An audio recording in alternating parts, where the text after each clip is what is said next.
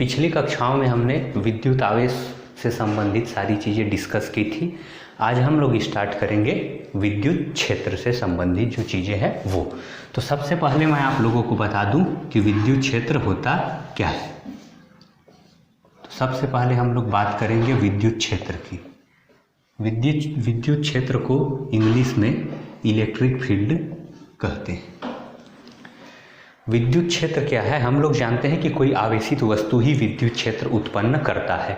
तो उस हिसाब से ही अगर हम देखें तो हम कह सकते हैं कि किसी आवेशित वस्तु के चारों ओर का वह क्षेत्र जहाँ तक इस आवेशित वस्तु के प्रभाव का अनुभव किया जा सकता है या अनुभव किया जाता है, विद्युत क्षेत्र कहलाता है।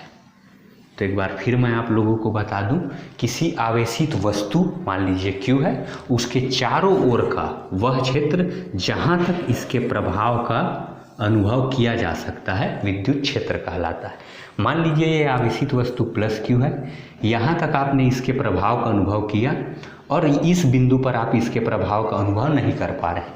तो जिस बिंदु तक आप इसके प्रभाव का अनुभव कर रहे हैं वो क्या कहलाएगा? विद्युत क्षेत्र। और उसके बाहर की जो चीज़ है वो विद्युत क्षेत्र नहीं होगा। क्यों? क्योंकि वहाँ इसका प्रभाव क्या हो जा रहा है? खत्म हो जा रहा है। अब विद्युत क्षेत्र के प्रकार को हम देखते हैं तो विद्युत क्षेत्र दो प्रकार का होता है। विद्युत क्षेत्र दो प्रकार का होता है। एक होता है समान विद्युत क्षेत्र, समान विद्युत क्षेत्र, और दूसरा होता है असमान विद्युत क्षेत्र। समान विद्युत क्षेत्र और असमान विद्युत क्षेत्र। अब दोनों को हम लोग एक एक करके देखते हैं। समान विद्युत क्षेत्र क्या होता है उसको सबसे पहले समझते हैं। ये पूरा यहाँ तक इसका प्रभाव है आवेशित वस्तु का, वो क्या है? विद्युत क्षेत्र है। अब मान लीजिए इस बिंदु पर जो विद्युत क्षेत्र का सामर्थ्य है इस प्लस Q आवेश के कारण, उतना ही सामर्थ्य इसका इस बिंदु पर हो, इस बिंदु पर हो, इस बिंदु पर हो, इस बिंदु पर या अन्य किसी बिंदु पर। तो ये कह सकते हैं कि यदि प्रत्येक बिंदु पर इस विद्युत क्षेत्र का सामर्थ्य समान हो तो इसे हम लोग कहेंगे समान विद्युत क्षेत्र। और समान विद्युत क्षेत्र को हम इस तरह से दर्शाते हैं, क्योंकि समान विद्युत क्षेत्र में प्रत्येक बिंदु पर जो विद्युत क्षेत्र है उसका सामर्थ्य क्या होता है? समान होता है। अब समान विद्युत क्षेत्र के बाद मैं आप लोगों को बताऊंगा असमान विद्युत क्षेत्र क्या होता है। तो समान विद्युत क्षेत्र का ठीक विपरीत कह लीजिए असमान विद्युत क्षेत्र होता है। असमान विद्युत क्षेत्र को इस प्रकार से हम परिभाषित करेंगे। असमान विद्युत क्षेत्र वह विद्युत क्षेत्र है जिसके विभिन्न बिंदुओं पर विद्युत क्षेत्र की जो सामर्थ्य है या कह सकते हैं तीव्रता है वो अलग अलग होती है, उसे हम असमान विद्युत क्षेत्र कहते हैं। असमान विद्युत क्षेत्र को हम इस तरह से दर्शाते हैं, ये असमान विद्युत क्षेत्र है क्योंकि इसके अलग अलग बिंदुओं पर, मान लीजिए यहाँ पे जितना सामर्थ्य है इस विद्युत क्षेत्र का उतना ही सामर्थ्य इस बिंदु पर नहीं रहेगा। मतलब दोनों बिंदुओं पर विद्युत क्षेत्र की जो तीव्रता है कह लीजिए एक तरह से वो बराबर नहीं रहेगी। पर इसमें इन दोनों बिंदुओं के बीच या इसमें क्या होती है? तीव्रता जो है वो सभी बिंदुओं में बराबर होती है। तो इसे हम कहते हैं समान विद्युत क्षेत्र। असमान विद्युत क्षेत्र में विभिन्न बिंदुओं पर विद्युत क्षेत्र का जो सामर्थ्य है, स्ट्रेंथ कह लीजिए, वो क्या होता है? अलग अलग होता है, उसे हम कहते हैं असमान विद्युत क्षेत्र। तो समान विद्युत क्षेत्र को इस तरह से दर्शाते हैं और असमान विद्युत क्षेत्र को हम लोग इस तरह से दर्शाते हैं। तो ये तो था विद्युत क्षेत्र, आप लोग जान लिए विद्युत क्षेत्र की परिभाषा, साथ ही साथ विद्युत क्षेत्र के प्रकार। अब अगला टॉपिक जिस पर हम आते हैं वो है विद्युत क्षेत्र की तीव्रता। तो विद्युत क्षेत्र की तीव्रता क्या होती है उसको हम लोग अब समझेंगे। विद्युत क्षेत्र की तीव्रता को इंग्लिश में इंटेंसिटी ऑफ इलेक्ट्रिक फील्ड भी कहते हैं। तो विद्युत क्षेत्र की तीव्रता अब हमारा अगला टॉपिक है। इसको E से दर्शाया जाता है। विद्युत क्षेत्र की तीव्रता। अब ये क्या होती है, हम अभी अभी विद्युत क्षेत्र के बारे में पढ़े हैं। विद्युत क्षेत्र में यदि हम कोई आवेशित वस्तु रखते हैं, विद्युत क्षेत्र में माफ कीजिए कोई परीक्षण आवेश रखते हैं, यदि ये पूरा विद्युत क्षेत्र है, इसी विद्युत क्षेत्र में हम कोई परीक्षण आवेश रखते हैं, मान लीजिए उसको दर्शाते हैं हम Q0 से, तो इस विद्युत क्षेत्र में स्थित ये परीक्षण आवेश जितने बल का अनुभव करेगा, किस कारण, इस आवेशित वस्तु Q के कारण, उसे इस बिंदु पर हम क्या कहेंगे, विद्युत क्षेत्र की तीव्रता। इसको हम किससे दर्शाते हैं, E से। मान लीजिए ये बिंदु P है, P पर एक परीक्षण आवेश Q0 स्थित है, इस आवेशित वस्तु Q के कारण इस परीक्षण आवेश Q0 पर कौन सा बल लग रहा है, F, जो कौन सा बल है, स्थिर वैद्युत बल। तो विद्युत क्षेत्र की तीव्रता को हम इस तरह से परिभाषित कर सकते हैं, किसी विद्युत क्षेत्र में परीक्षण आवेश पर जो लगने वाला बल है उसको हम क्या कहते हैं, उस बिंदु पर विद्युत क्षेत्र की तीव्रता। गणितीय रूप में इस तरह से हम इसको लिख सकते हैं, गणितीय रूप में विद्युत क्षेत्र की तीव्रता E बराबर हो जाएगा F/Q0। यहाँ limit Q0 tends to 0। Q0 tends to 0 कहने का मतलब ये है कि परीक्षण आवेश का मान अत्यंत कम होता है, अत्यंत कम, या सामान्यतः हम इसको 1 रखते हैं, 0 नहीं, ठीक है। तो परीक्षण आवेश का मान कितना रखते हैं हम, सामान्यतः एकांक धन आवेश कह देते हैं इसको।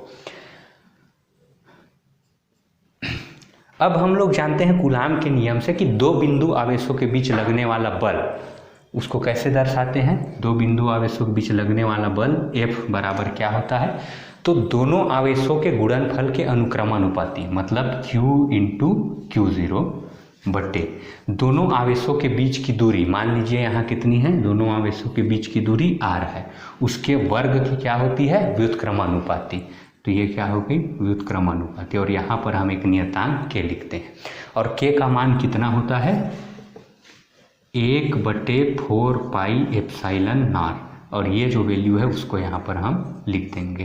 तो ये आ जाएगा बल F बराबर 1/4 pi epsilon not into Q not upon R square. अब ये जो वैल्यू है उसको हम यहाँ पर पुट कर देंगे, तो क्या आ जाएगा, F के जगह में अब 1/4 pi epsilon not Q not R square, और ये जो Q नॉट है वो यहाँ पे आ जाएगा। तो ये Q नॉट और ये Q नॉट क्या हो जाएगा, कट जाएगा। तो विद्युत क्षेत्र की तीव्रता E बराबर हम लिख सकते हैं 1/4 pi epsilon not into Q/R square. तो ये तो था विद्युत क्षेत्र की तीव्रता का गणितीय रूप। अब यहाँ पर विद्युत क्षेत्र की तीव्रता किस किस चीज़ों पर निर्भर कर रही है, ये किसकी वैल्यू है, K, जिसे हम क्या कहते हैं, माध्यम का परावैद्युतांक, उस पर निर्भर कर रहा है। दूसरी जो चीज़ है आवेश Q पर, और तीसरा एक चीज़ है आवेश Q तो है ही बिंदु आवेश, साथ ही साथ बिंदु आवेश से r दूरी पर एक परीक्षण आवेश रखा गया है। तो परीक्षण आवेश और ये बिंदु आवेश दोनों के बीच की दूरी r पर भी क्या होती है, निर्भर कर रही। तो अब हम लोग देखेंगे विद्युत क्षेत्र की तीव्रता का दूरी के साथ परिवर्तन का ग्राफीय निरूपण। तो देखिए दूरी के साथ विद्युत क्षेत्र की तीव्रता में कैसे परिवर्तन आता है। यदि हम दूरी के वर्ग और विद्युत क्षेत्र की तीव्रता में ग्राफ खींचे,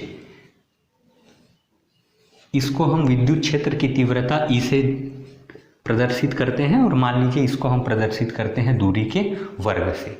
तो दूरी के साथ विद्युत क्षेत्र की तीव्रता में परिवर्तन जो आएगा वो इस तरह से आएगा, वक्रीय रूप में। और यदि हम दूरी के वर्ग के व्युत्क्रम और विद्युत क्षेत्र की तीव्रता में ग्राफ खींचे, कहने का मतलब ये है कि अगर हम इसको विद्युत क्षेत्र की तीव्रता से प्रदर्शित करें और इसको दूरी के वर्ग के व्युत्क्रम से निरूपित करें, तो इसमें हम कह सकते हैं कि जैसे जैसे 1/r के वर्ग का मान बढ़ते जाएगा, वैसे वैसे विद्युत क्षेत्र की तीव्रता का मान भी क्या होगा, बढ़ते जाएगा। ठीक है, तो ये दोनों चीज़ें आपको समझ में आ गई। साथ ही साथ एक बात और याद रखना, व्यवहारिक रूप में दूरी के साथ विद्युत क्षेत्र की तीव्रता क्या होती है, कम होती जाती है, परंतु सैद्धांतिक रूप में ऐसा माना जाता है कि विद्युत क्षेत्र की तीव्रता अनंत होती है। अब एक और चीज़ पर हम आते हैं, विद्युत क्षेत्र की तीव्रता का एसआई मात्रक क्या है उसको हम लोग देख लेते हैं। तो जैसा कि हम लोग जान रहे हैं कि विद्युत क्षेत्र ई बराबर क्या होता है, बल बटे परीक्षण आवेश, या आवेश, यह आवेश ही है एक प्रकार से। तो बल का मात्रक हम लोग जान रहे हैं क्या होता है, बल का एसआई मात्रक न्यूटन, और आवेश का एसआई मात्रक क्या होता है, कूलाम। तो अगर हम इसको ऊपर ले जाएं तो इसकी घात क्या हो जाएगी, -1। तो विद्युत क्षेत्र की तीव्रता का एसआई मात्रक क्या हो जाएगा, न्यूटन प्रति कूलाम। तो इसको हिंदी में अगर आप लिखना चाहो तो हम इस तरह से लिख सकते हैं, न्यूटन प्रति कूलाम। तो ये तो है एसआई मात्रक किसकी, विद्युत क्षेत्र की तीव्रता का एसआई मात्रक क्या होता है, न्यूटन प्रति कूलाम। ठीक है। अब हम लोग देखेंगे विद्युत क्षेत्र की तीव्रता, चूंकि एक सदिश राशि है तो अब हम देखेंगे कि विद्युत क्षेत्र की तीव्रता में जो बल लगता है, बल F, उसकी दिशा क्या होती है। तो इसको समझने के लिए आप दो विभिन्न आवेशों की हम कल्पना करते हैं। आप विद्युत क्षेत्र आवेशित वस्तु के चारों ओर का क्षेत्र होता है।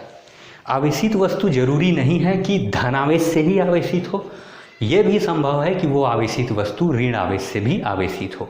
तो अगर कोई वस्तु धन आवेश से आवेशित है और इससे r दूरी पर हम एक परीक्षण आवेश Q0 रखते हैं, तो इस Q0 पर जो लगने वाला बल है उसकी दिशा, मतलब इस पर लगने वाला बल F है, उसकी दिशा, अगर ये धन आवेश है तो धन आवेश और ये परीक्षण आवेश के बीच लगने वाले बल की दिशा इस दिशा में होगी।